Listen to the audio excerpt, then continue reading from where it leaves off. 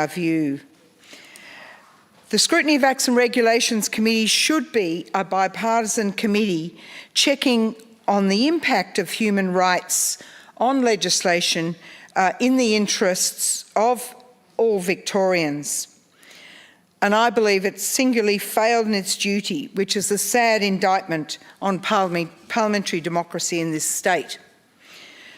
It was, however, pleasing that the committee accepted my resolution that encouraged the public comment, and in 72 hours, as Mr Japp has said, over 13,000 Victorians contacted SARC. Unfortunately, those submissions were not able to appear on the website.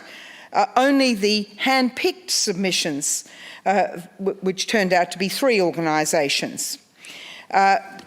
13,000 people in 72 hours were so concerned about this legislation that they felt the need to write to SARC. There are many serious questions that have not been clarified by the Executive through the Minister in relation to this often vague and subjective terminology such as reasonably necessary, likely and may pose. It's also unclear about the parameters of authorised officers and WorkSafe inspectors.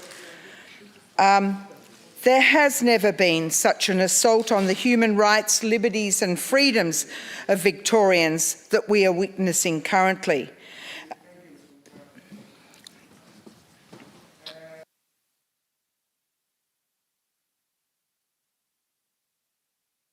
Comments?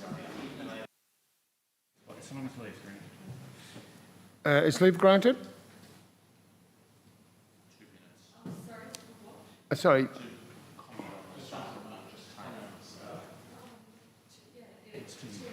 Okay, 2 minutes. I want to add some comments about the SARC report, and whilst I haven't had the opportunity to read all of the SARC report at this point, obviously, I am very concerned about the process that's occurred here.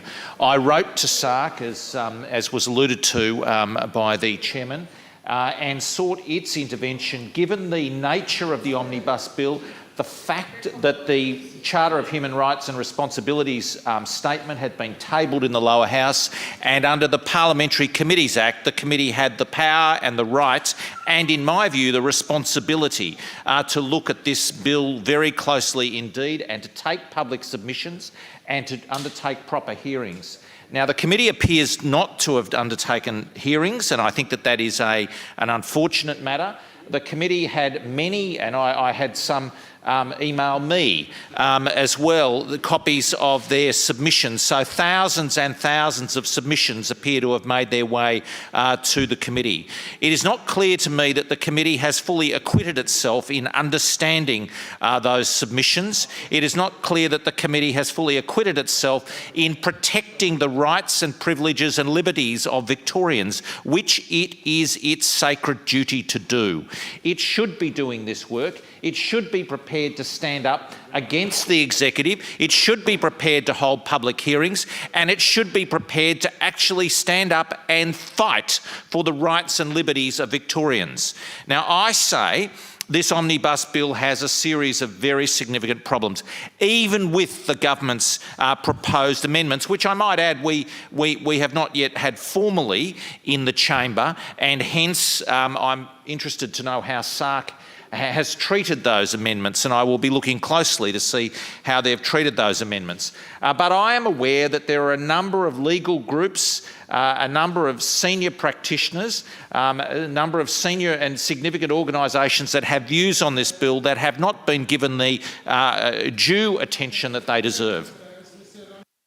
Thank you, Acting President, and I wish to join this debate and thank the House for leave to do so. As Mr Davis said, this is a... Is leave granted for Mr O'Donoghue to contribute to live? The rules Acting President, Mr O'Donoghue has not sought leave. This is not a debate. This is a report that's been tabled. Thank you, Mr. Jebb. Any member is entitled to seek leave to speak on a report, and my understanding leave has been granted. So, Mr. O'Donoghue, and can I just clarify, every member, if you want to stay on your feet, you will need to check whether leave is granted. So I'll do that. Mr. O'Donoghue, leave granted for you. So thank you, Acting President. I thank the House for leave to speak on this important alert digest tabled by the Scrutiny of Acts and Regulations Committee. President, as Mr Davis said, the Omnibus Bill engages many rights contained within the Charter and many other rights. We've all received thousands of emails from various members of the community expressing their concern and alarm at the Omnibus Bill, including the Omnibus Bill with the amendments that have been foreshadowed but not yet tabled in this place. Now, President, Acting President, I just wish to say I received copies of many submissions from members of the Victorian community who made submissions to SARC. They copied me in or separately sent me emails with their submission. It's deeply regrettable, and it has truncated the process unnecessarily by not having those submissions publicly available. All of us later today have important decisions to make about whether we support or don't support the government's Omnibus Bill. And that Omnibus Bill, as I say, engages many human rights, and the fact that the important submissions from everyday Victorians who are alarmed to some of the most senior and eminent QCs in Victoria have not been made available is simply a disgrace, and makes me wonder what does the majority of the SARC have to hide? Why aren't they being transparent with Victorians? Why wouldn't the committee make these submissions available? Now, the chair in his remarks tried to hide behind the Secretariat. Ultimately, it's the decision of the committee. It's the decision of the members of the committee that matters. The Secretariat can give advice, but the members make the decision. Don't hide behind the staff. Try and defend your own decisions. Any further, Mr. Limbrick? Is leave granted? Mr. Limbrick? Thank you. I thank the House for allowing me leave to speak. I'm a bit concerned by this process as well. I've read many of the submissions that went to the committee, such as ones from Liberty Victoria and other people. And I note that some of the concerns of those organisations may have been addressed by the amendments, but certainly not all of the concerns. It's also very concerning to hear that there were thousands and thousands of submissions that are not going to be published. I also was copied in on many of these. I mean, the human rights that are engaged through this bill, we have an issue where the limitations on human rights that have been used throughout this emergency have not been made clear to the public. They have not been, like the Human Rights Charter assessments have not been published, and we have no visibility of this process. Mr. Limbrick is a point of order. Mr. Jebb, on the point of order. Point of order, Acting President. I've heard from a number of speakers today that this report is deficient in terms of recognising the intersection between the Human Rights Charter and the bill that was tabled in the other place in the last sitting week. That is not the case. If people have read the report, and that's what they're supposed to be providing comment on, they would know that there is a clear report from the SARC about the intersection between the Human Rights Charter and the bill as it was tabled in the other place. And any suggestion to the contrary is offensive not only to the SARC but particularly to the staff, the Secretariat staff who provide the expert advice, and Professor Gans, who is the preeminent Human Rights Charter expert in this state.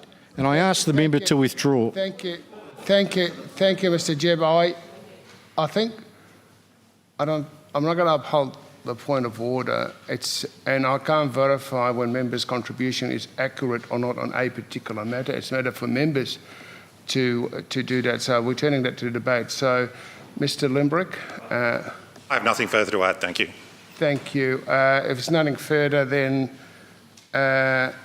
the question is that report be tabled and published. Does that opinion say aye?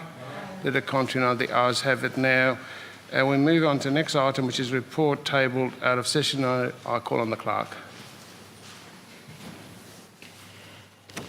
Pursuant to Section 25AA(4)(c) of the Ombudsman Act 1973, I lay on the table a copy of the Ombudsman's report on the investigation into corporate card misuse at the Warrnambool City Council, October 2020.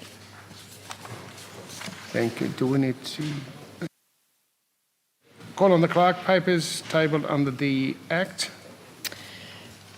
I have received the following papers for presentation to the House. Auditor General's report on Victoria's homelessness response, 4 orders under the Crown Land Reserves Act 1978, notice under Section 32 of the Interpretation of Legislation Act 1984 in relation to Statutory Rule Number 83, 25 notices of approval of amendments to planning schemes under the Planning and Environment Act 1987, 17 statutory rules under various Acts of Parliament,